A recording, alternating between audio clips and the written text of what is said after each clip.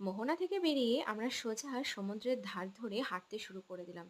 আর এই যে দেখো, মিঠাই কিন্তু ওর দাদুর হাত ধরেই হাঁটছে। দাদুকে ও কিন্তু একবারও ছাড়েনি, বেশ মজা করছে দাদুর সাথে। আর এই সকাল বেলায় সমুদ্রের ধারে হাঁটতে যে আমাদের কত ভালো লাগছিল। আর এই যে দেখো, অনেক মানুষ যারা সারা রাত ধরে নৌকো নিয়ে মাছ ধরেছে, তারা এখন এইভাবে দড়ি দিয়ে সেই যে তাদের বিশাল আকার জালটাকে ধরে ধরে টানছে। এই যে পুরো প্রসেসটা আমরা দাঁড়িয়ে দেখছিলাম, কি ভালো লাগছিল, মানে সত্যি না গেলে পরে ওদের এতটা জার্নি কিন্তু আমরা বুঝতেই পারতাম না।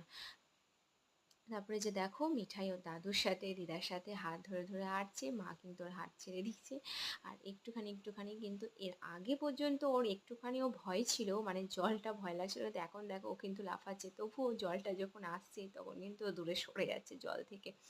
তো এই যে দেখো, ওর কিন্তু খুব মজা লেগেছে, মানে মোট কথা ওর ভয়টা কিন্তু কেটে গেছে। আস্তে আস্তে কিন্তু ও সমুদ্রে নামার চেষ্টা করছে এবং সমুদ্রের জলে পা ছড়িয়ে নাচছে, খেলছে, বেশ মজা লাগছে, জলটাকে ধরার চেষ্টা করছে। আর এই যে দেখো, লাফাচ্ছে, দেখো মেয়ের আমার আনন্দ দেখে তো আমি সত্যি, আমার এতক্ষণে ভালো লাগলো যে সমুদ্রে এসে ও যে একটু আনন্দ করছে, সেটাই আমার অনেক অনেক অনেক ভালো লাগলো ওর আনন্দটুকু দেখে।